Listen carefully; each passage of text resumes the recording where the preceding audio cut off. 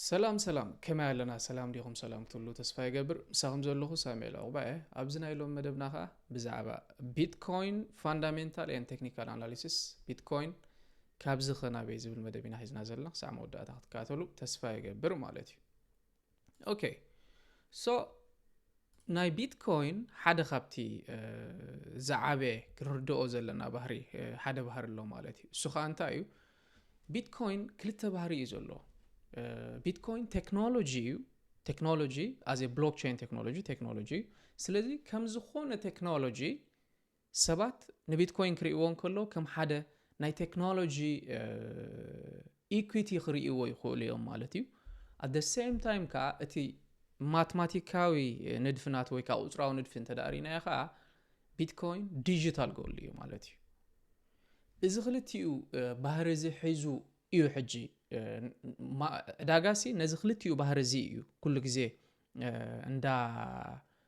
ነዝخلተ بحرزي كل ግዜ ዳጋስ በዝخلተ بحرز እንዳራአዮ በዝመንጽር እንዳራአዮ ዝኸይድ ማለት እዩ ከም ምዃን መጠን ቢትኮይን ፌዝስ አለው ናቱ ናይ ገዛ ርሱ ማትማቲካል ፌዝ ወይ ካ ቁጥራዊ ንድፊ ቁጥራዊ መድረኻት አለው ኣብ ነፍስ ወከፍ 4 ዓመት ቢትኮይን ካብቱ ኦል ታይም ሃይ ዝበጽሖ بماينين زفتر بيتكوين وكات حدش زفتر بيتكوين بفرق سلاز جودل كابتو all time highs بتصحو مسؤو بفرقه جودلن كله أزي all time high بتصح كابتو all time highs بتصحو خا كابسو شخص 8% خا يجودل مالتي إذا ماتماتيكاو ندفين أي بيتكوين زفترو price action مالتي ماتماتيكاو ندفين أي بيتكوين زفترو price action مالتي كلايكا قالنا كلايكا بيتكوين كم حدا financial asset بيتكوين كم حدا financial رأس مال إزي زلوا financial equity بملو مس macro مس liquidity كله زلوا بعالم مس financial cycle مس business cycle مس bullishness and bearishness ناي عداقة زلوا مسؤخة السوزه بواقع خالوا مالتي السوزه بواقع كسع نبيتكوين لك أخم جولد بينو زريوها زي ماركت زهبوا واقع يتزعبه تسلواز فترة بيتكوين مالتي ماتماتيكا وندفي كم أبوتو انكلو السون عداقا زهبوي سلازي إذن تاي نمبالي لي مسيلكم كل زي نبيتكوين كن ريون كلنا نزخلتو أواهيدنا كن ريون كلنا مالتي أبنت انتاي نبلينا بيتكوين بنا 4 عمت اندا غودلن كلو بنا 4 عمت لايف سايكل حجي بيتكوين أبير ماركت يزولو مالتي أبير ماركت ويكا أبناي مقدال يزولو بيتكوين لك خابتو all time highs بتصحو نعمت زاكل اندا غودل يخيد all time high اب اكتوبر 2025 بتصحو كسا اكتوبر 2026 زولوها اندا غودل خيد ايوتي كل غزي نبلو على تثبيتنا ونسيو اتنريو زلنا ونسيو سلامنتاينا خمز نبل زلنا مخنياتو لك خمو زغبر قدم حجي تناي ماتماتيكال سايكل ناي بيتكوين كا استغير نغير سلازي ابتناي 4 عمت ولا حنت استغير نغير سلازي لا مالتي كالاي مغنيات جن علنا كالاي مغنيات ك بيتكوين بزي اندا غودلن كله انت راي تكنولوجي ستوكس وي ناي تكنولوجي سيكتور اب ستوك ماركت انت دا اسو اس ام بي يكون نازداك يكون اسو اندا غودلن انت اخيرو خا نبيتكوين بقتا يزو صلو بيتكوين كازي تكنولوجي خاي غودلي مالتي سالساين زعابين جن بيتكوين حدا جزء فاينانشال اسيتس لزخونه لعل تريليون دولار واغو فاينانشال اسيتس لزخونه لك كم زخونه اب عداغا زلو بفلاي حج اي تي اف انجلن سلسته غبرو كم زخونه بعداغا زلو تزعابه نبيتكوين صلو مهلاو بوليسي ناي مونيتري سيستم مالتي ناي غنزباوي سرعات بوليسي نسيو مالتي اب عداغا لعول ليكويديتي انتدا هاليو تحت ولد انتدا هاليو بيتكوين واغو انداوسخ يخيد اب عداغا لعول ليكويديتي لعول كاش ابزي هالو لعول ولدن ኢንፍሌሽን ኣብዛሃሉ ለኸምዚ ሕጂ ዘሎ ስታግፍሌሽን ዝመስል ከዓ ቢትኮይን እንዳጎደለ ይኸይድ ከም ዝኾነ ኻል ፋይናንሻል አሰት ማለት እዩ ስለዚህ እቲ ሞኔታሪ ሲስተም ወይ ከዓ እቲ ገንዘባዊ ፖሊሲ እሱ ትዝዓበ ንዕዳጋ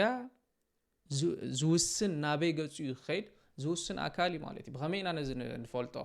ኢንትረስት ሬት ኣብ ሰዓት እዚ እንታያሎ ኢንፍሌሽን ይውስኽ ደሎ ይጎድል ደሎ and monetary system ke ab quantitative tightening dollo nda ab adaga zollo cash nda godal dey khidalo wis nda wasakha نزب مرأينا نفولتو مالتي سو ناي بالانس شيت ناي فد مسن ريو اندا وسخه يزخي زلو بزح ገንዘቡን حتى مالو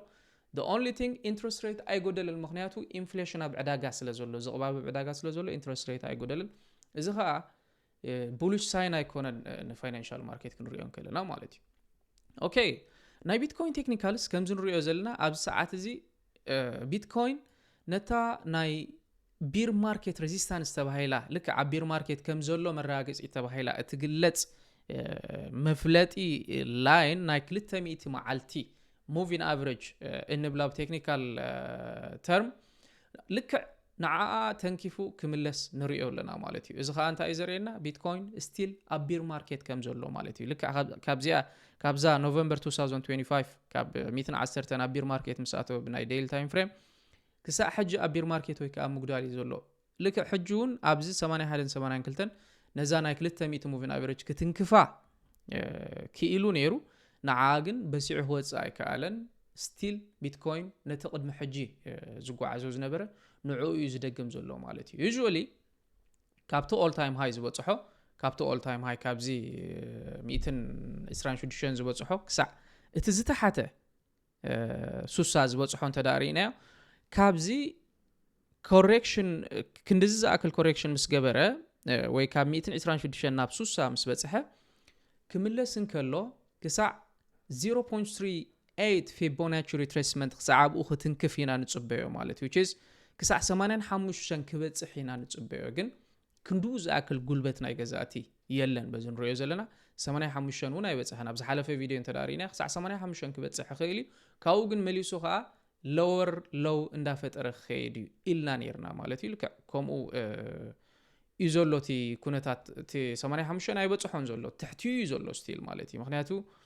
ዋላ ሓንቲ ጉልበት ናይ ገዛእቲ ዝበሃል ኣይረኣየሉን እዩ ዘሎ ማለት እዩ ናይ ቢትኮይን ስቲል ነቲ ቅድሚ ሕጂ ዝገብሮ ዝነበረ ንዕኡ እንዳደገሞ እዩ ዝኸይድ ዘሎ ማለት እዩ እዚ ክሳዕ ዓበይ ክቅፅል እንተዳኢልና ክሳዕ ከምቲ ናይ ቅድሚ ሕጂ ናይ 4 ዓመት ዝደግመ ቢትኮይን ፕራይስ አክሽን ተላ ኮይኑ ክሳዕ ኦክቶበር ኣብ ዘሎ ግዜ ቢትኮይን ከምዚ ዓይነት ሎወር ሎው እንዳፈጠረ ክኸይድ ኢና ክንፅበዮ ማለት እዩ እዚ ስለምንታይ ኮይኑ እዚ በዚ ክልት እዩ ዝብለኩም ዘሎ ሓደ በቲ ናይ ሞኔታሪ ፖሊሲ ብኻልኣይ ከዓ ብንድፊ ናይ ቢትኮይን ማቴማቲካል ንድፊ ናይ 4 ዓመት ማለት እዩ ሞስትሊ ኳንተም ስኩል ጽቡቅ ጌርና ንገልጾ ኢና ተወሳኹን 29 ዙርያ ምሳና እንተ ክትመሃሩ ደሊኹም ብዛዕባ ኢንቨስትመንት ምሳና ክትመሃሩ ትኽእሉ ኢኹም ካልእ ሓድሽ ክላስ ናይ ኤአይ ጀምርና ይሆን ኣሎ አሁን ምሳና ክትመሃሩ ትኽእሉ ኢኹም ማለት እዩ ኦኬ ሶ ቢትኮይን ስቲል ነታ ናይ 200 ዳይ ሙቪንግ አቨሬጅ ንሪኣ ዘለና ንዓ ከም ሙሉእ ብሙሉእ ከም ሓደ ሬዚስታንስ ኮይኑ ካብኡ ጎዲሉ ቢትኮይን ናብ 76 ክምለስ ንሪኦ ኣለና ማለት እዩ ኣብዚ 76 ዘሎ ዲማንድ ኤሪያ ኣለና ኣብዚ ሓያል ዝኾነ ዲማንድ ናይ ባየርስ እንተዳ ረኺቡ ቢትኮይን ብተዛማደ ኣብዚ ክጸንሕ ይኽእል እዩ ኣብዚ ተዳ ክረክብ ተዘይክኢሉ ግን ካልኣይ ቢትኮይን ሰፖርት ክረኽበሉ ዝኽእል ወይ ካልኣይ ቢትኮይን ካብቲ በፂሕዎ ዘሎ ከም ሓደ ሰፖርት ኮይኑ ከገልግለሉ ዝኽእል እንታይ ኣለና ናይ 20 weeks moving average ኣለና ማለት which is ናይ 20 weeks moving average ከዓ ልክዕ ኣብ ከባቢ 75 እዩ ዘሎ ማለት እዩ ኣብ 75 እዚ ሓደ ሰፖርት ክረክብ ይኽእል ወይ ከዓ ኣብዚ ብተዛማድት ዋጋ ክጸንሕ ይኽእል ማለት እዩ ነዚ ናይ 20 weeks moving average ከም ሓደ ሰፖርት ክወስዶ ይኽእል ማለት እዩ ነዚ ከም ሓደ ሰፖርት ወሲዱ ተዛማዲ ኣብዚ ንስተወሰነ ግዜ ክጸንሕ ይኽእል ካብኡ ግን usually ቢትኮይን ኣብ February, April, June and October the lowest አይነት performance ክገብር ኢና ንሪኦ ቢትኮይን ማለት እዩ ለዚ እንተዳ ኣብዚ ክስታይ ክገብት ክጸንሕ ተዘይክኢሉ ግን ድሕሪኡ እቲ ዝዓበየ ዲማንድ ኤሪያ ዘሎ ልክዕ ኣብ ከባቢ ኣብ 70 psychological support ለና ኣብ 70 ካብ 70 ኾር ተዳኺሉ ግን ካብ ናብቲ ቅድሚ ሕጂ በፂሕዎ ዝነበረ ለው ዝቐርብ ዓይነት ዋጋ ኣብዚ ካብ 66 ክሳዕ 65 ኣብ ዘሎ ፕራይስ ኢና ክንሪኦ ማለት እዩ ልክዕ ቢትኮይን ነቲ ናይ 4 ዓመት ሙሉእ ብሙሉእ ኣብ ቢሮሽ ከም ዘሎ ኢና ንሪኦ ዘለና ማለት እዩ ስቲል ካብኡ ክወፅእ ኣይከኣለን ዘሎ ካብኡ ዘውፅእ ዓይነት ፋንዳሜንታል ይኹን ቴክኒካል ብዙሕ ኣይንሪኤሉን ዘለና ኣብታ ዝሓለፈት ናይ ኣዝያ ወሳኒት ናይ ክላሪቲ ኣክት ኔራ ዝበልና እሳ እቶም ናይ ሰነት ባንኪንግ ኮሚቲ ኣሕሊፎም ኣለዉ ብ15 ድምፂ 9 ከዓ ሪጀክሽን ብ15 ከዓ የስ ኣሕሊፎም ኣለዉ ማለት ሕጂ እሳ ከዓ ሓንቲ ዓባይ ሬሊፍያን ክሪፕቶ ማርኬት ሕጂ ዝቕፅል እዛ ሓጊ እዚኣ ናብ ሰነት እያ ክትቀርብ ናብ ሰነት ኣብዚ ዓመት እዚ ክትቀርብ እያ 64% ቻንስ ኣሎ ብልና ኣሎ ብዚ ፖሊ ማርኬት ተዳሪና ናብ ሰነት ትቀርብ እያ ሰነት እንተዳ ሓሊፎማ ከዓ ካብኡ ናብ ፕሬዚደንት መቕራብያ ናብ ፕሬዚደንት ዋይት ሃውስ ናብ ዋይት ሃውስ ክበፅሕ እቲ ክላሪቲ ኣክት ዝበሃል ማለት እዩ ኣይና እዩ ኮሞዲቲ ኣይና እዩ ሴኪሪቲ ኣይና እዩ ከም ዲጂታል ጎልድ ኣይና እዩ ከም ስቶክ ከም ኢኩዊቲ ዝረአ ኢሉን ክሪፕቶ ማርኬት ዝግባእ ሕጋውነት ዘልብሶ እዩ which ብጣዕሚ ፅቡቕ እዩ ክሪፕቶ ማርኬት ሕጋውነት የልብሶ እዩ ሕጋውነት ምስ ለበሰ ከዓ ሞር ዝሓሸ ኮንፊግሬሽን እቶም ቁም ነገር ዘለዎም ኩሉ ግዜ እንብሎም ፕሮብለም ሶልቭ ዝገብሩ አልትኮይንስ ንሳቶም ዝለዓለ ኢንፍሎ ክረኽቡ እዮም እቶም ዋላ ሓንቲ ፕሮብለም ሶልቭ ዘይገብሩ ከዓ ንሳቶም ከዓ ክሞቱ እዮም ማለት እዩ ምክንያቱ ክሪፕቶ ማርኬት ብጣዕሚ ናይ ሬጉሌሽን ሲ ኣዝዩ ዘድልዮ ዘሎ ማለት እዩ ሕጋውነት የድልዮ ኣሎ ምክንያቱ እቶም ናይ ብሓቂ ሓያል ዝኾነ ፕሮብለም ሶልቭ ዝገብሩ አልትኮይንስ ኣለዉ እሶም ዋላ ሓንቲ ክንድቲ ከዓብይዎ ዝግብኦም ኣይዓብዩን ዘሎ ምክንያቱ ኣብ ሚም ኮይንን ናብ ካልእ ንኸይድ ስለ ዘሎ እቲ መወስሉ እቲ ገንዘብ ኣብኡ ገፁ ይኸይድ ስለ ዘሎ ማለት እዩ ሶ ብተወሳኺ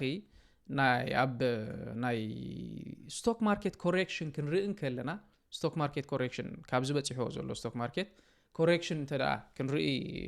ንኣብነት ናይ SPX እንተዳ ርኢና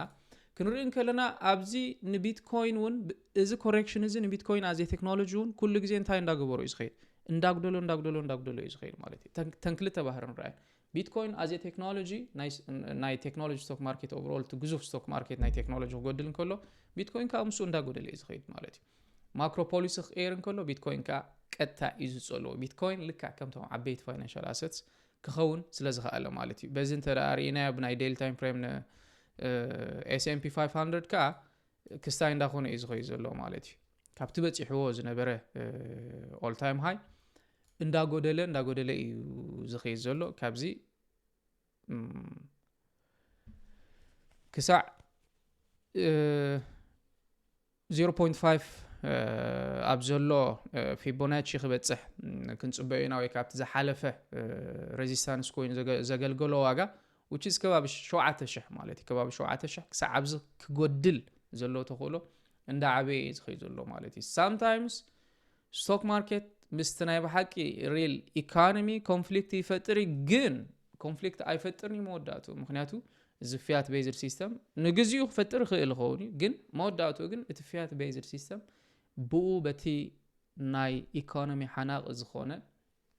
ፕሮዳክቲቪቲ ኣፍራይነት ዝቕባበ ወለድ ጆብ ማርኬት በዞም ፋንዳሜንታልስ እዚኣቶም ብዩቴት ብኡ እዩ ዝውሰን ማለት እዩ ብኡ ከም ዝውሰን መጠንካ እሳቶም ተዳሪናዮም ካብ ሰዓት እዚ ብጣዕሚ ዊክ ድኹማት እዮም ዘለዉ ማለት እዩ ብጣዕሚ ድኹማት እዮም ዘለዉ ኩሎም ተዳሪናዮም ኣዝዩ ኣተባባዕ ዝኾነ ውፅኢት ኣይኮናን ንርኢ ዘለናኡ ማለት እዩ ስለዚ ሜቢ ንዚ ሓድሽ ናይ ፌድ ቼር መፅኡ ዘሎ ኬቪን ዋርሽ እቲ ናቱ ናይ ፖሊሲ ቢሄቨር እንዳረኣናዮ ክንከይድ ኢና ያ ናይ ሎም ዝነበረና መደብ ነዚ ይመስል